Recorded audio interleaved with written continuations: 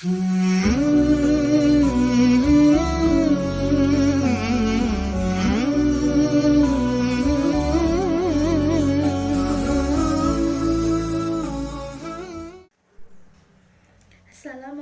warahmatullahi wabarakatuh.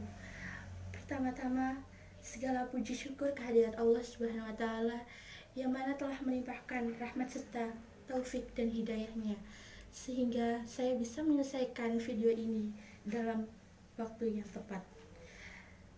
Selawat serta salam semoga tetap tercurahkan kepada junjungan kita Nabi Sallallahu Alaihi Wasallam yang telah menuntun kita menuju jalan kebenaran, yakni agama Islam. Dan yang terhormat kepada Bapak M. Syarif MPDI selaku dosen pengampu mata kuliah Pemikiran dan Peradaban Islam Universitas Islam Majapahit.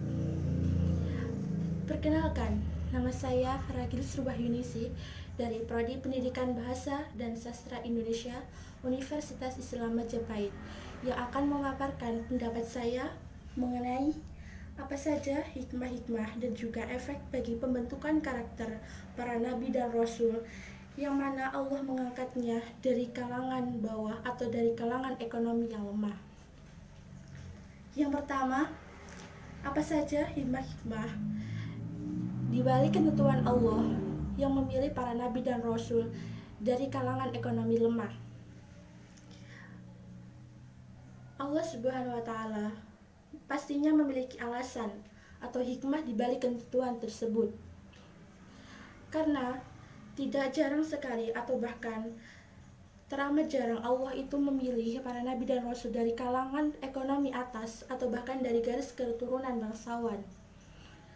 Sebuah perintah untuk berdakwah dan menyebarkan agama Islam tentunya bukanlah tugas yang mudah untuk dilakukan oleh orang yang sembarangan. Allah Subhanahu wa Ta'ala pastinya memiliki kriteria-kriteria tertentu yang baginya mampu untuk menyebarkan agama Islam.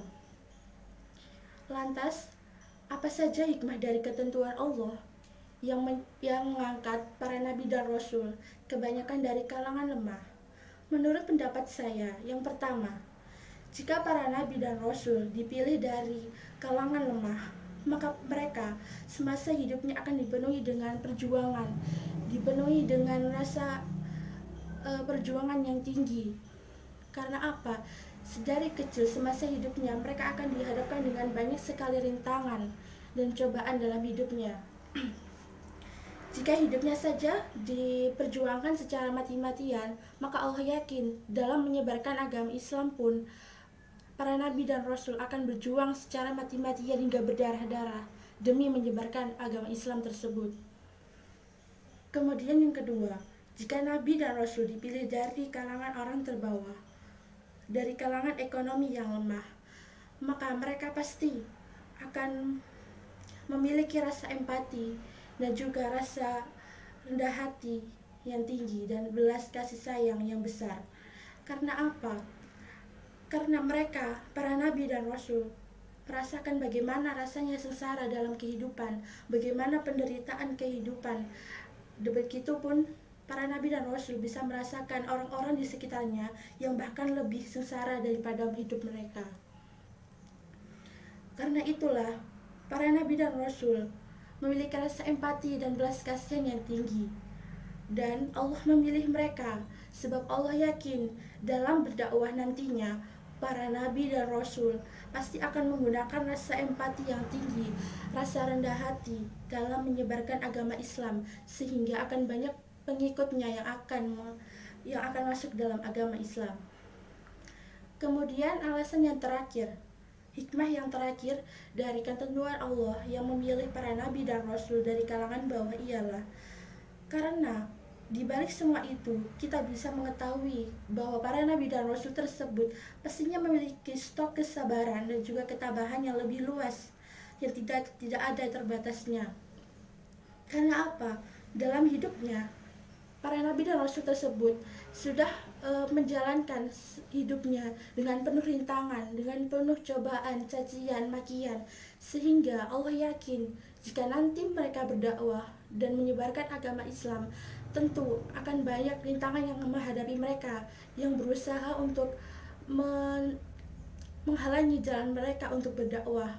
Maka dengan kesabaran, dengan ketabahan mereka juga akan terus berdakwah dengan baik. Akan berdakwah dengan baik. Kemudian persoalan kedua, lantas bagaimana efek dari pembentukan karakter para nabi dan rasul yang notabene dari kalangan bawah? Menurut saya, jika para nabi dan rasul diangkat dari kalangan ekonomi terbawah, maka akan membentuk karakter-karakter yang baik, yang sesuai dengan kriteria Allah dalam berdakwah, yang akan mampu menyebarkan agama Islam. Jadi, efek dari pembentukan karakter tersebut ialah yang pertama, terlahir dari ekonomi bawah membuat para nabi dan rasul memiliki jiwa yang kuat, mental yang kuat, dan jiwa yang besar. Karena apa? Semasa hidupnya mereka terus berjuang. Mereka dihadapkan dengan banyak rintangan. Sehingga nantinya dalam berdakwah mereka pun akan berjuang sebesar-besarnya, berjuang mati-matian dalam hidup mereka, dalam menyebarkan agama Islam. Kemudian yang kedua, jika para nabi dan rasul diangkat dari kalangan bawah, mereka tentunya akan memiliki karakter yang rendah hati, tidak sombong, dan juga tidak memandang rendah orang lain. Karena apa? Karena mereka tahu semasa hidupnya itu mereka bisa merasakan kesengsaraan hidup.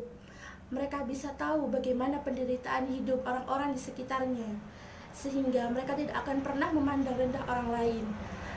Maka dari itu Allah yakin dengan mengangkat para nabi dan rasul dari kalangan ekonomi bawah, mereka pasti akan membimbing seluruh umat yang ada di bangsa Arab atau bahkan di seluruh dunia dengan rasa empati yang tinggi, dengan belas kasihan yang tinggi. Kemudian yang keempat, jika para nabi dan rasul diangkat dari kalangan ekonomi bawah, maka para nabi dan rasul itu dapat membangkitkan karakter mereka, yakni dengan penuh kesabaran dan ketabahan. Mereka dalam berdakwah pasti akan menjalankan misi tersebut dengan penuh kesabaran meskipun banyak sekali godaan, meskipun banyak sekali rintangan dan juga bencana yang mereka hadapi.